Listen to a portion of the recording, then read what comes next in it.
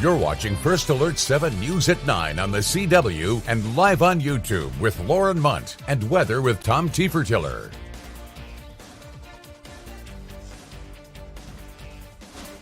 All right, thanks for joining us for First Alert 7 News on the CW, and thanks to those of you joining us live on our YouTube. I'm Lauren Munn, and we're going to start tonight with an update from our First Alert team of meteorologists. As you and your families get ready to travel for the holidays, we want to be your first alert on any weather situations to keep you safe. So let's check in with Chief Meteorologist Tom Tiefertiller for a little more about your weather forecast. Tom? Lauren, we are looking for a overall quiet, I think, week coming up for Thanksgiving. I think travel's going to be okay too. Let's take a look at your first alert here and show you that overall things are going to be quiet, good travel weather.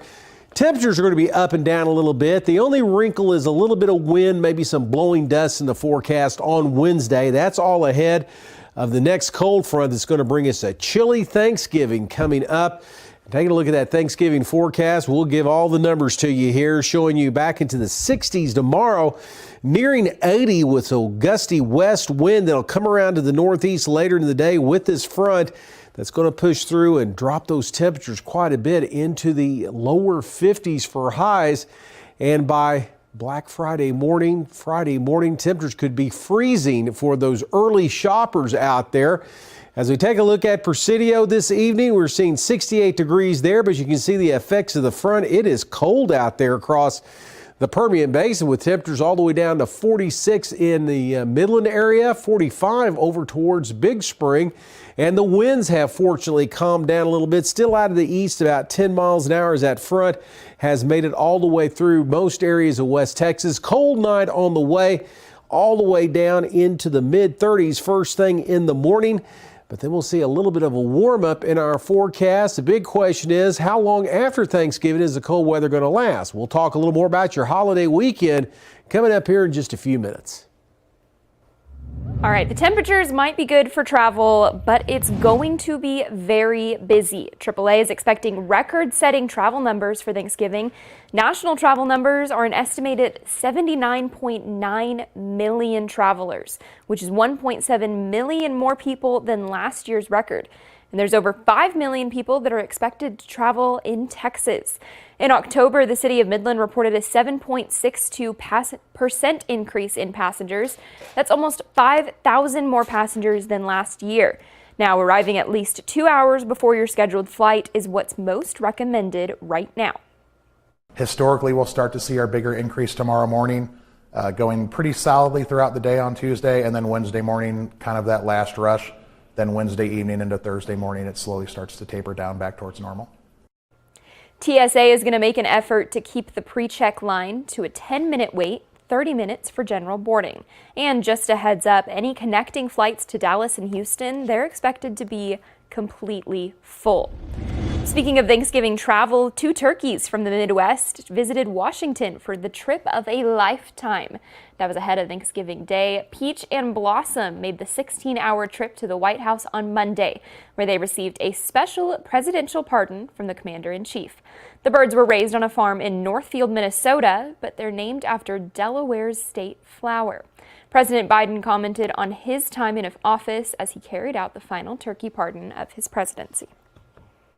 In the last 4 years, I've had the honor to continue that tradition by pardoning peanut butter and jelly, chocolate and chip, Liberty and Bell, and today, Peach and Blossom will join the free birds of the United States of America. Based on your temperament and commitment to being productive members of society, I hereby pardon Peach and Blossom.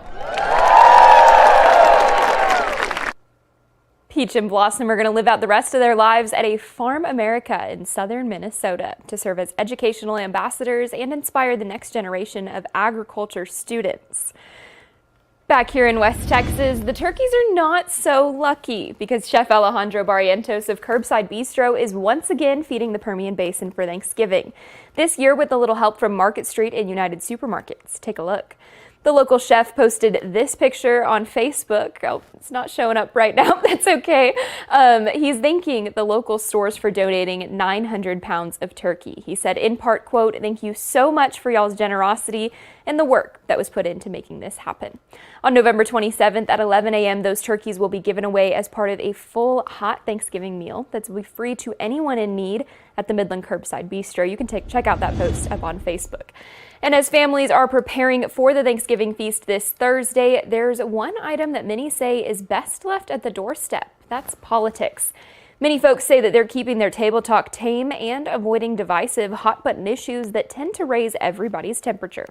Yeah, we don't ever bring politics up at Thanksgiving. It's about family, and it's about, hanging out with our kids and teaching them how to be thankful and not finding ways to argue.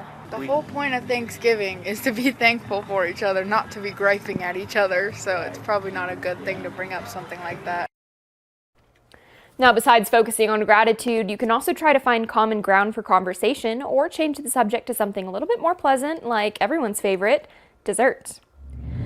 Now we've got a safety alert now for anyone living in the community of Gardendale. A boil water notice is still in place today, and the Greater Gardendale Water Supply expects that it'll last until at least Tuesday afternoon. They say there was a 12-inch water line break near County Road 40 and North County Road 1298. So if you live in Gardendale, remember to boil your water for at least 2 minutes before drinking, cooking, or brushing teeth. Of course, bottled water is always an option as well. And we're first alerting Big Spring on a water outage, specifically if you live near the air park. The city is reporting water services were interrupted at the Mahon-Wrinkle Airport and Industrial Park. Businesses and customers at the air park will have little to no water pressure. That'll be temporarily. And people living near the water or near the air park may have low water pressure. And we are your first alert for all things safety, like we've been saying, especially in our schools here in the Permian Basin. With the rise in false threats in recent years, Representative Landgraf has filed legislation to crack down on some of those threats. House Bill 268 increases punishments for anyone that makes a false emergency threat that targets schools. People making those false claims would pay for wasting emergency resources and upgrades the penalty to a third-degree felony. We've seen too many false threats that have been called in recently. I know there have been some high-profile examples at Permian High School and Nimitz Middle School in Odessa, where school was completely disrupted by a false threat or a hoax threat that's been called in. If these are happening so easily, I think we need to make sure that anybody who is going to engage in that type of criminal activity knows that there's a severe punishment for it. This bill would also grant emergency responders the ability to seek compensation for the resources that are sent to fake threats. And another bill that was filed by Representative Landgraf, HB 188, or Texas Strong. It's legislation that is designed to change the distribution of severance tax revenues to address critical needs in energy-producing places, like right here in the Permian Basin. Now, currently, severance taxes are used to fund Texas public education, highways, and even a rainy day fund. But since 2014, 80% of severance taxes, which is about $40 billion, have originated from 32 Texas counties, mostly located right here in the Permian Basin. Texas Strong proposes to redirect the funds that typically flow into this rainy day fund, which will reach its cap in 2025, to the energy-producing communities. When we're in boom times, things are great. This is a great place to work, but sometimes it can be a difficult place to live and a difficult place to raise a family. So that means that we kind of have overcrowded schools, we have underpaid teachers, we have a lack of law enforcement, we have torn up roads, and sometimes we have some environmental things that need to be mitigated. What this proposal seeks to do is to even that out. Texas Strong received overwhelming bipartisan support in the previous legislative session, passing the Texas House with a decisive 144-1 vote. If it's passed by the Texas Senate, Landgraf expects it to be implemented by fall of 2025. Now, the city of Odessa said municipal court would be back open this morning after a cybersecurity breach last week. We've reached out to the city and confirmed that their system is still down, though, and the city is waiting for an update on the IT crews that are working on the system. We first alerted you last week when the city said a malicious script was identified and removed from their system. They say that it was found and stopped before any information could get in or out, but the systems have been down since Thursday of last week. Now, the city did say that any any payments due last Thursday will not be considered late. The city of Odessa isn't the only organization that's dealing with a cyber attack, though. The Texas Tech University Health Sciences Center had a, quote, cybersecurity event. The university says that in September, access to certain files from their network were changed. People's personal information, including their date of birth, driver's license number, financial account information, and even medical information, were put at risk. Texas Tech is notifying those that were affected to watch out for fraud, and the university is reviewing its cybersecurity system. Across West Texas, a Fort Stockton teenager is still missing this afternoon. We first alerted you to this Saturday that Fort Stockton police are looking for this girl. We'll show you a picture right there, 16-year-old Jocelyn Criffield. Now, according to police, she was last seen Thursday night, so it's been several days now. We're told she's around 5'5". She's got dyed red hair and has hearing aids. She was last seen wearing gray sweatpants and a t-shirt, and anyone who's seen her or who has any information is asked to call the Fort Stockton police. That number is right there up at the top of your screen. And you'll remember last week, West Texas lost 3 athletes in a tragic car accident over in Crane County. Jackie and Jaden Jurado played football and basketball for Buena Vista ISD, and their sister Nautica Carrasco played volleyball. Jackie and Jaden were also boxed at Gorilla Heavy Hitters. And over the weekend, boxer Mark Sanchez hosted a 5-on-5 basketball tournament at Floyd Gwynn Park in order to honor all 3 of these victims. It was $5 per player to enter, with proceeds going to the family, and over 25 teams showed up. But before hoops were played, it featured a prayer and a balloon raised to memorialize these victims. Mark Sanchez announced via social media that over $1,000 were raised. Coming up, many of our high school football teams saw their season end over the weekend. We're going to talk about it when we come back.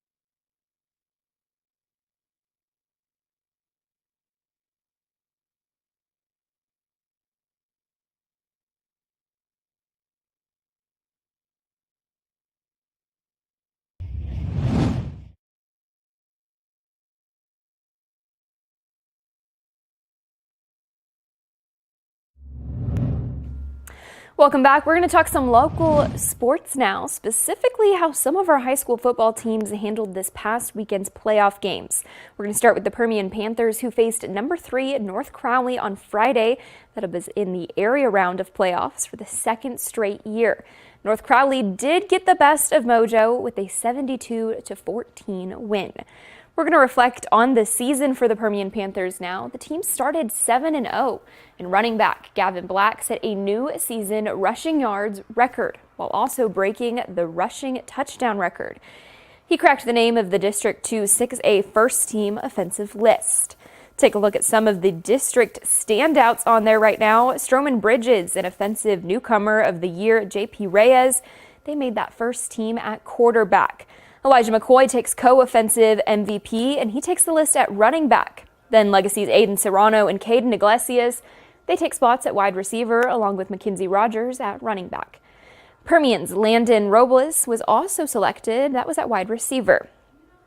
Checking out more of those first-team All-District Defensive Awards, Giovanni Allen and Gio Meza represent Midland High right off the list, and Peyton Arthur from Midland Legacy and teammate Dylan Ramish, they also made the list. Permian's Noah Casas and Jaden Vea, they were also selected. Then Legacy kicker and punter Jason Maltos made it as well.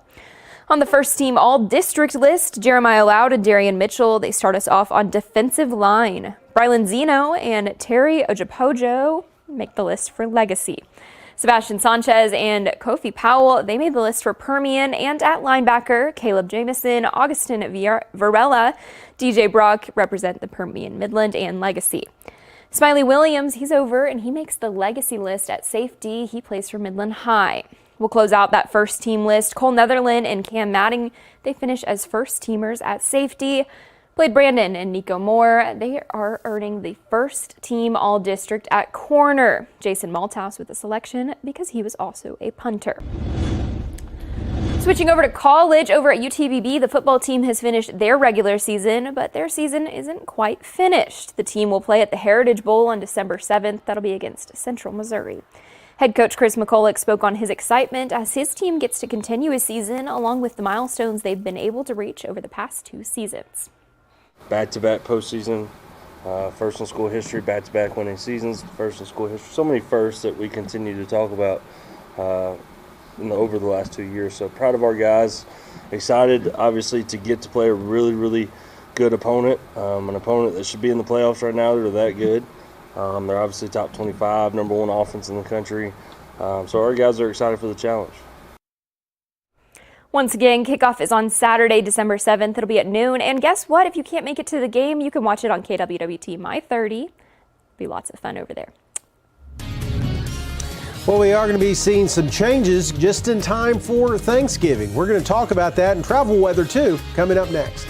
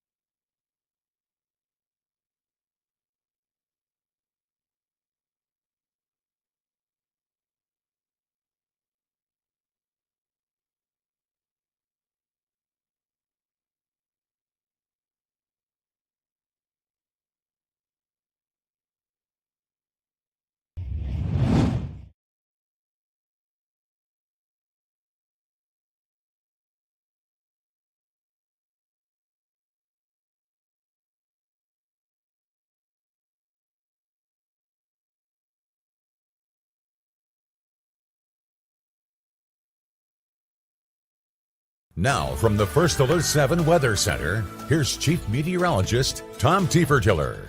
Well, more changes are in the forecast, and we saw a strong cold front roll through. It's really brought some chill out there. It's going to be replaced by a flat ridge of high pressure. It's going to control our weather next couple of days, but this is a fast-moving weather pattern, so what that means is we're going to see this next storm system start to take shape. Already seeing that trough there across the Pacific Northwest. It's going to take shape across central portions of the U.S. into the Rocky Mountains, and as that happens, we're going to see a lot of wind. Wind that thing up coming up on Wednesday before that front whips through. It's going to be a dry forecast, but we are going to see some temperature changes. We've seen some high clouds today, made for a beautiful sunset out there. Still seeing those high clouds stream in from the west, and they'll continue overnight tonight as that front has whipped its way all the way down along the Texas Gulf Coast, moving off to the south and southeast. This area high pressure is going to build into the area, and that's going to make for a very cold night out there as temperatures already dropping down into the mid-40s out there around the Permian Basin, 38 at Amarillo.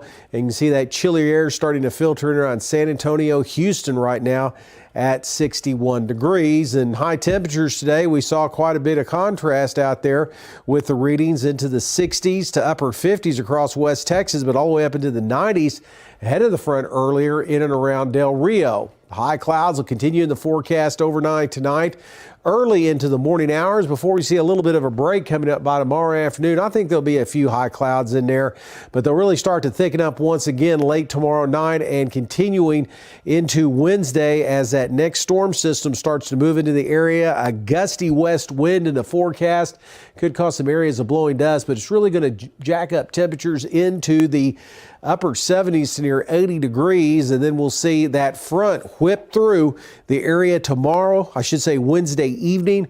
Some chillier air moving down across the area, and we'll be looking at some cold conditions coming up with plenty of clouds for Thanksgiving. So for tonight, staying out of the freezing territory, but still cold enough into the mid-30s overnight tonight, mid-60s for tomorrow, but a little warmer down across the Trans-Pecos into the mountain areas.